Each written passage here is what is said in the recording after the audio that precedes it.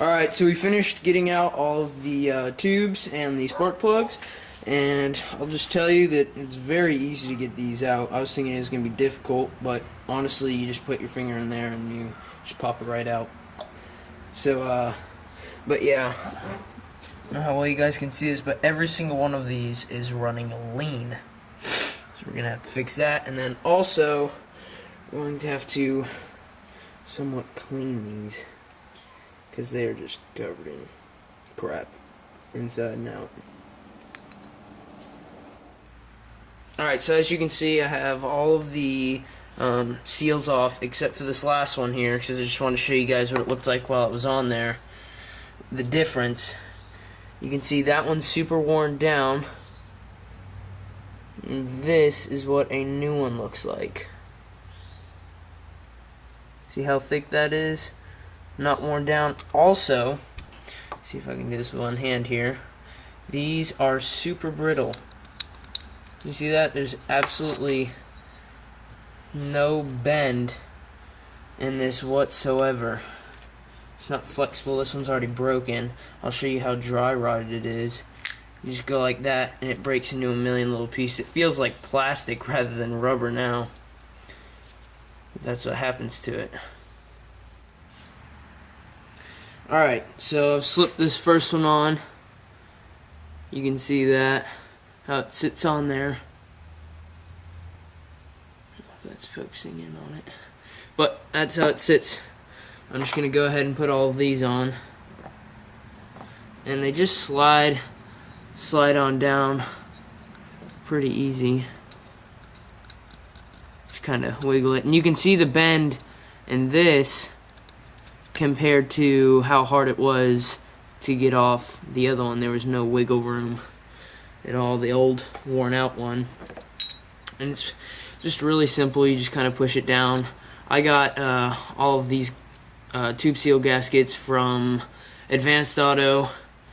The pack ended up being like a little over $5. And I got my new spark plugs, because these ones are just absolutely cooked. I don't know how well you guys can see that, but you can tell running super lean. Also, to clean these tubes off, because they were covered in grime and grease on the outside and on the inside. But what I just used a engine degreaser, and I spread it around, rubbed this in my hand, rubbed it around my hand, and then I took a paper towel. As you can see over here, I got loads of paper towels just covered in grime and grease. Cleaned it up, and then I wiped it off with a dry paper towel. But that's how I got all the sludge off of all these. So, alright, now I don't know how well you guys are going to be able to see this, but this is how it is on every single little housing or fitting or whatever it's called. There's a little puddle of oil, and so this has obviously been leaking quite heavily from here. If I have 6 leaks from every single spark plug. So I'm going to clean that off with the paper towel and then put my tubes and plugs back in. Another thing, these spark plugs right here, you have to take the washer off of them. I've already done so. I've taken them off of all 6 of them. But for the 67, I'm not sure what other years, but you want to take these washers off. So I'd look that up before you go ahead with the process.